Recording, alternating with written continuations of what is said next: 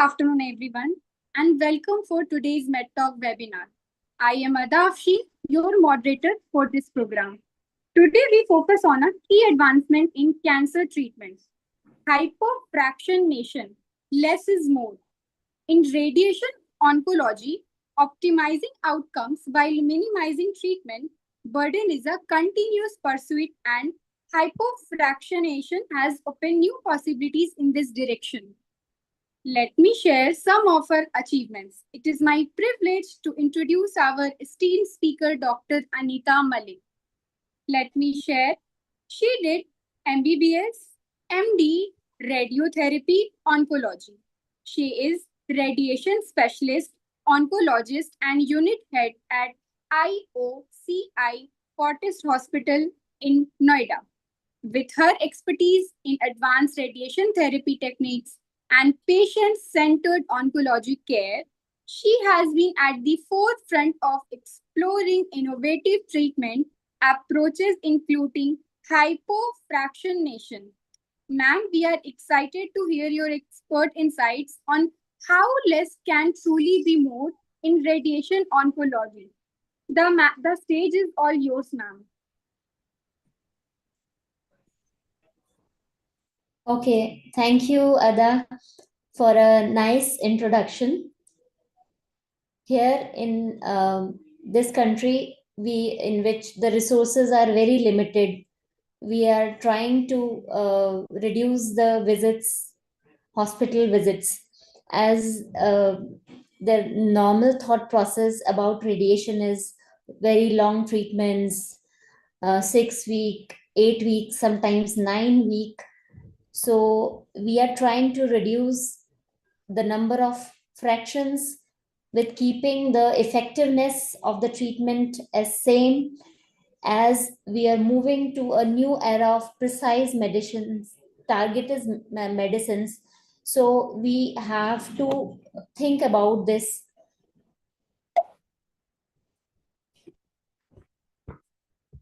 So here, when we are talking about conventional radiation, the mechanism of treatment here, mechanism of this high dose radiation is different.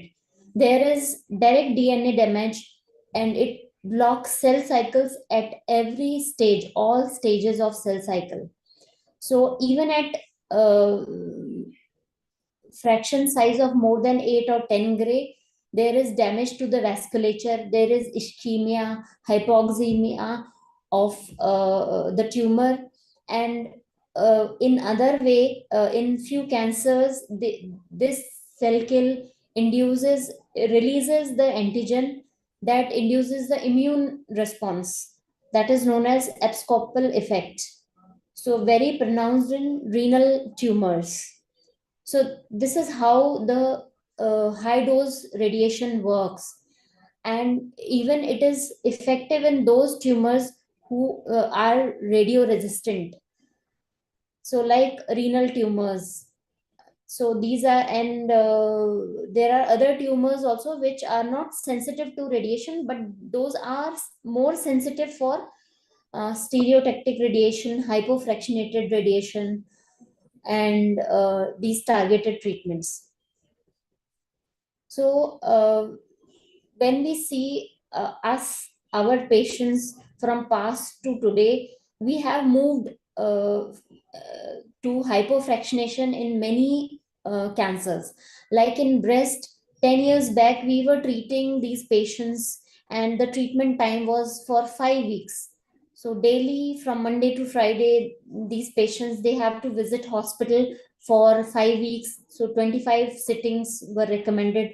Even for the breast conservative patients, they have one more week, like 5 plus 1, 6 week treatment, including the tumor boost. So now we have moved to 3 weeks treatment, and the studies are going on to reduce it to further 5 weeks total treatment. So in future, maybe we have better answer for this. In prostate, earlier it was 8 weeks, 9 weeks treatment, and now we have moved to 6 week treatments. And for very low risk patients, we are treating with SBRT, that is stereotactic body radiation, for approximately like 6 sessions or 7 sessions, depending on the volumes. In brain nowadays, we are routinely giving stereotactic radiosurgery, single fraction, SRT, and FSRT, like up to 5 sittings or 10 sittings in the brain primary lesions or brain metastasis.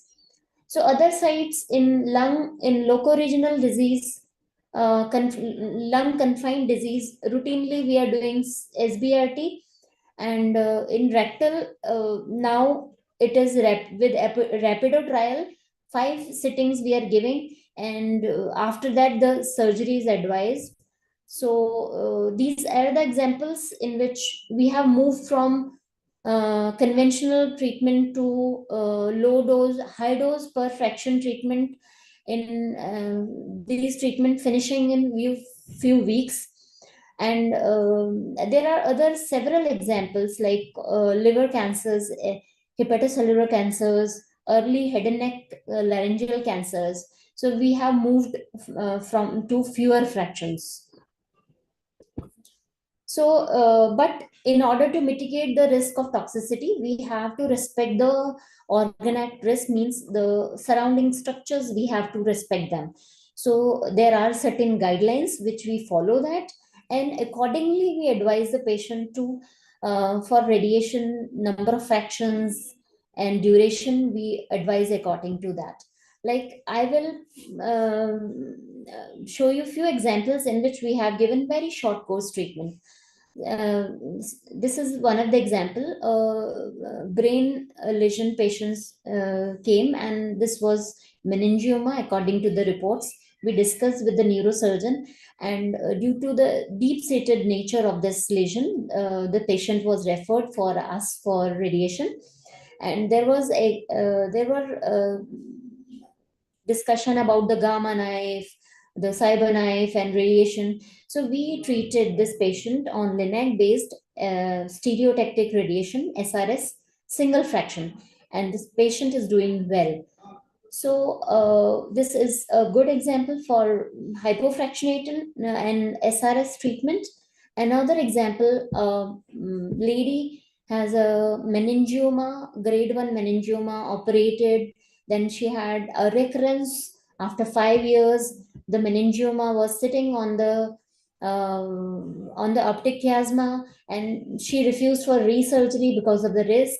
And then she came to us for the radiation, and after radiation, uh, we can see that the this was the pre-radiation, the optic atrophy was there because of the tumor pressure. And after radiation, 2 years after radiation, the on the follow-up imaging, the pressure was relieved, and her vision was improved after this treatment.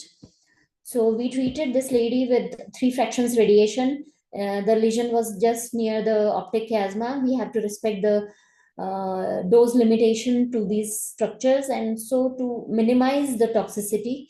So this patient was treated well, and now she is doing fine. So another case of a CP angle tumor both side of the at CP angle. This patient has a left-sided sensorineural deafness. Surgery was not a good option because this was penetrating in the nerve canals, and this patient was treated for 5 fractions radiation, and with a minimum dose fall off, and the surrounding structures receiving very less dose, and the patient is doing fine. Another similar case of bilateral schwannoma, treated similar way. So now next case is a lung patient, localized tumor, but this tumor, uh, this video is running. I don't know you are able to see that. This is a central tumor which is encasing a bronchus.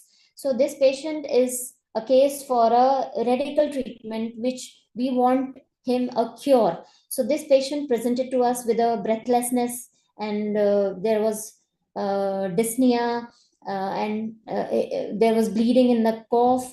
Although this was localized, but due to the location of the tumor, he has a lot of symptoms. So this patient was treated with 10 fractions radiation. We fractionated with the targeted treatment and with under image guidance, and there is provision of respiratory gating with us. So the treatment was precise, and the symptoms were relieved within few days. So another case of orbital lymphoma, and we the thought process is that radiation can harm eyes and these things. So, but this patient was elderly and was not fit for surgery, was not fit for chemotherapy, and we treated with radiation just 20 gray 10 sittings, and the tumor shrink, the proptosis relieved. I think this video is not running. So this symptoms were relieved with small few fractions of radiation, and lymphoma is very much sensitive to radiation. So another example, this is a DSA, cerebral arterial angiogram. We can see the feeders. This elderly lady, she was not ready for invasive coiling, which was advised for the neurosurgeon, and we treated this patient with stereotactic radiation, 3 sittings, 24 gray, 3 sittings, and she is doing fine. The AVM nidus, this is shrinking, and she is doing perfectly fine. And these treatments are given externally. These are painless treatment, and these radiations, these are just like radiations of CT scan, but with a different energy. So another example of brain metastasis, cerebral metastasis, this patient was not able to do balance, was not able to walk. And after surgery, we treated the cavity because there is microscopic disease around the cavity with 10 sittings. And after this, the patient went for the targeted therapy, and he's doing fine. So another example of paraganglioma, which because this was near the skull base, going inside the skull, this was not fit for surgery because of the disease was extensive, and there was risk of leftover disease after surgery. So this patient was referred to us for radiation, and this is a kind of tumor. So we halt the tumor growth. Again, one more example of a renal tumor. The elderly 91-year-old male came to us because of the age and comorbidities. He was not fit for surgery. Even the risk of surgery was explained to the patient, robotic surgeries, all of these things explained to the patient, and he was not ready to take that risk. So at that moment, we counseled the patient, and we treated this patient with SBRT 5 sittings, and this patient is doing well. So another example, a thyroid case, he had as exophthalmos because of the thyroid disorder, the hypertrophy of the orbital muscles was there, and the patient was not able to see forward. The forward gaze was hampered. So after treatment, this patient was able to see in front objects. So their frontal gaze was affected, was cured with this treatment. Just 20 gray, which cannot do harm to your eyes, and so this was beneficial for this patient. And because the thyroid, this problem even was not corrected by the thyroid treatment, so endocrinologists refer to us for this treatment. So another example, a keloid, which is hypergrowth of the scar. Some patients, they have tendency for this, either maybe due to post-surgical scar or some tribal trauma. This can trigger the fibroblast, and there is hypertrophy of this scar. So in that case, radiation is helpful, and we can see that what the pathology is going on. There is excessive proliferation of fibroblast and overproduction of collagen, and maybe this new wound, this have overactivity of these cells, and these cells are sensitive to radiation. and these damages the DNA of the cells and arrest the duplication of these cells. But here we should mention that it will not hamper the wound healing, surgical wound healing. This will just hamper the growth of fibroblasts because these are sensitive cells. And what is important is we should start radiation within 24 to 48 hours of the surgical excision. This is important. So thank you so much. The take home message is only in few cases we can cut short the treatment duration, and for other sites, other situation also, the research is going on, because we are sitting in a or resource limited country. Thank you so much, and I will be happy to take questions. Okay, thank you so much, ma'am. Right. Thank you so much, ma'am, for such clear and thought-provoking session, ma'am. We will now take a few questions from our audience, ma'am. Okay, shall I start? Yes, please. The first question is, how does the linear quadratic model explain its efficacy compared to conventional fractionation? Okay, so radiobiologically, the mechanism of action of this hypofractionation is different. In conventional fractionation, uh, it halts the M and G2 phase. So whenever the cells are dividing, so it comes to the M phase or G2 phase, then this acts, the conventional fractionation.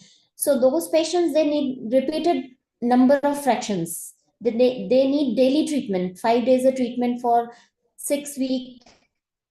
So here in SRT, they halt at the growth at that phase only. And apart from that, there is vessel ischemia because of the thrombosis. So entirely this LQ model doesn't work with SBRT, the shorter duration treatments. So it is more effective for resistant tumor also. So we cannot explain LQ model with SBRT. So something, because the something different mechanism is going on with the hypofractionated treatment. Thank you for the answer, ma'am. I'm taking the another question. So the question number 2 is, how does image guided radiotherapy and motion management improve the safety of hypofractionation? Yeah. So in image guided radiotherapy, something in which we are doing imaging and we are verifying location of the tumor bed or the tumor, in which we every time check the bowel filling, rectal filling. In pelvic cases like in cervix or prostate, in which the targeted area is in between the bladder and rectum, we check the bladder filling should be optimum. We prepare the patient for bladder, and we, because we give measured amount of water for 20 minutes or 30 minutes depending on the patient holding capacity, and every day we check, like if there is constipation, we treat the constipation first, then we treat the patient. So this is something which is image guided radiotherapy. And for gating, there is something else in the tumors which is moving with the breathing, like lung tumors, chest wall tumors, or liver tumors. We know that the tumor is breathing, tumor is moving with the breathing. So there are two ways. Either we can train the patient to hold the breath for some 10 and 15 seconds, and we treat the patient in that. We simulate the patient, we take the images in that phase, and we treat in that phase. And another thing is, in respiratory cycles, we gate the cycles and we put a barrier, like in this duration only we will treat that, so that there is movement of the tumor, and in that particular position we will treat, like move patient, the tumor moving up, then we treat, from up to low, then only we treat. So with the breath hold, the treatment is fast, when because we train the patient and the tumor is static at that time. So in this two way, the respiratory gating or 4D is treatments are giving. So we know that the tumor location is that place, and we don't want to treat the entire trajectory of the tumor. So the R volumes are very less. So because the patient, if the tumor is at A, B, C, and D site, so we have to treat whole of this A, B, C, and D volume. But we know that in particular time the tumor will be at this part side C, so we will only treat at C. But it will be in parts. Treatment will be in parts. So this is how we confirm that there are AI markers also which we place on the patient's chest, and we read the movement of the this thing, and machine has a AI system which treat only in that particular phase. So the volumes are very less. We know that the tumor is in that position, so the treatment volumes are very less. So if the volumes are very less, the side effects are very less these days. Thank you for the answer. As I can see, only last question is left. So the question is, what are the medico-legal implications of shifting towards hypofractionated regimens? So hypofractionated treatments, these are in the guidelines. So previous people, they have already safeguarded us with this. So whatever I have advised you, it is in the guidelines. It is the stereotactic treatment. You can do it with a gamma knife, which is the machine availability is the question, because newer people are not, they are not buying these machines. But with linac based SRS, SRT, these are routinely procedures, and we have enough data. So I don't think there is medico legal problems or implication with this kind of treatment, because these treatments, we have enough data and we have enough evidence in the like guidelines to treat them. Okay. Thank you for the answer, ma'am. I hope you did a justice with the answer. So, can I conclude this session, ma'am? Yes, please. With all your permission. Okay, ma'am. In On case, behalf of MedTalks and IGCP, I sincerely thanks Dr. Anita Malik for sharing her valuable time and expertise with us today. And thank you to all attendees for joining this important discussion. Stay tuned for more upcoming MedTalk session where we continue learning from the leaders in medicine. Have a wonderful evening, ma'am. thank you.